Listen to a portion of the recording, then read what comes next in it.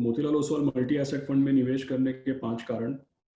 सबसे पहला कारण ये है कि जितने भी हमारे निवेशक हैं जो आम तौर पे बॉन्ड्स में या फिक्स डिपॉजिट्स में या फिक्स्ड के लिए इन्वेस्ट करते हैं, इनके लिए जो इंटरेस्ट रेट्स हैं, अगर आप डेट म्यूचुअल फंड्स देखते हैं, बैंकों के डिपॉजिट्स देखते हैं, या आप खुद जाके बॉन्ड्स खरीदते हैं, तो आपने देखा होगा कि फिक्स्ड इंटरेस्ट के जो रिटर्न्स हैं या जो फिक्स्ड इंटरेस्ट के जो रेट्स हैं, ये सभी के सभी 5%, 5.5%, सब कुछ 6% के नीचे आकर के रुक गया है।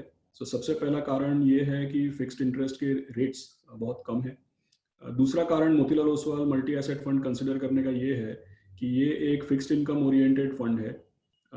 यहाँ पे हम केवल फिक्स्ड इनकम ओरिएंटेड से मेरा मतलब ये है कि इस फंड में हमारा जो हेतु है वो ये है कि इन्वेस्टर्स को फिक्स डिपॉजिट्स वगैरह से थोड़ा ज़्यादा यील्ड मिले। ये फिक्स डिपॉजिट्स की तरह और बैंकों की तरह कैपिटल प्रोटेक्टेड नहीं है, एनएवी बेस्ड स्कीम है, एनएवी फ्लक्चुएट होती है, लेकिन जिस तरीके से ये स्कीम को स्ट्रक्चर किया गया है, इसमें इंडिया के equity shares, US international equity मतलब S&P 500 फंड, गोल्ड और बॉन्ड्स, ये चारों एसेट क्लासेस का समावेश होता है। और ये चारों एसेट क्लासेस का इस तरीके से कॉम्बिनेशन हमने बनाया है कि इसमें जो रिटर्न्स हम एक्सपेक्ट कर सकते हैं, ये फिक्स डिपॉजिट से शायद थोड़ा ज़्यादा, भले उसमें एनएवी में फ्लक्चुएशन आती है, लेकिन फिक्स डिपॉजिट से थोड़ा ज़्यादा रिटर्न मिलने की इसमें पूरी पॉसिबिलिटी है। और ये इक्विटी लिंक्ड फंड नहीं है, इसमें इक्विटी का जो एलोकेशन है वो ज़्यादा से ज़्यादा 20 से, डोमेस्टिक इक्विटी ज़्यादा से ज़्यादा 20 से 25% रहेगा। और चारों एसेट क्लासेस का समावेश करने से फ़ायदा ये होता है कि इसमें जो पोटेंशियल है वो फिक्स्ड इंटरेस्ट से थोड़ा ज़्यादा रिटर्न बन सकता है, लेकिन जो फ्लक्चुएशन है वो कतई इक्विटी की तरह की फ्लक्चुएशन नहीं होगी। Low fluctuation with returns better than fixed income, ये ऑब्जेक्टिव है इस फंड का।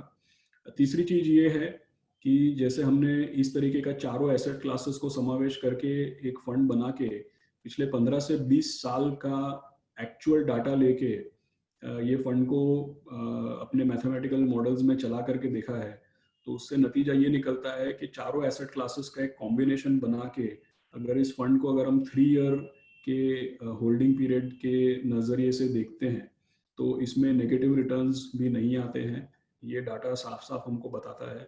तो Motilal Oswal multi asset fund जिसमें चारों एसेट क्लासेस हैं, उसमें एक 3 ईयर पर्सपेक्टिव से अगर निवेश किया जाए तो अच्छा रिटर्न, फिक्स्ड इंटरेस्ट से ज़्यादा रिटर्न और कम फ्लक्चुएशन में निवेशकों को अच्छा रिजल्ट मिल सकता है। चौथी बात यह है कि ये एक ओपन एंडेड फंड है।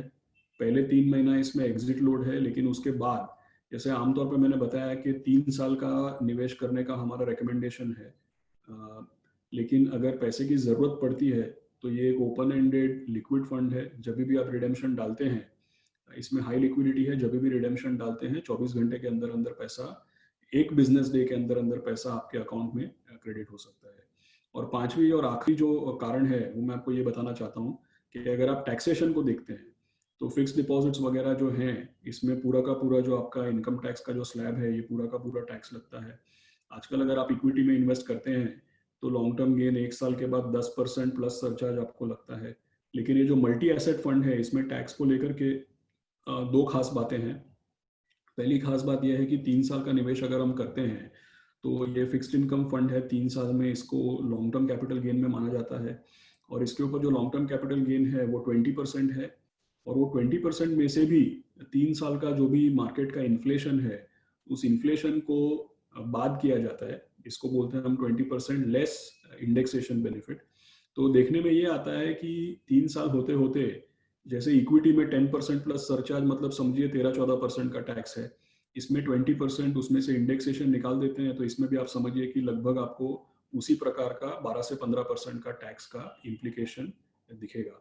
सो ये 5 महत्वपूर्ण कारण हैं कि Motilal Oswal multi asset fund को जितने भी हमारे कंजर्वेटिव इन्वेस्टर्स हैं जो पूरा का पूरा पैसा इक्विटी में नहीं लगाना चाहते हैं, but at the same time जिनको फिक्स्ड इंटरेस्ट के रिटर्न्स अच्छे नहीं लग रहे हैं, इनके लिए ये एक बहुत अच्छा इन्वेस्टमेंट ऑप्शन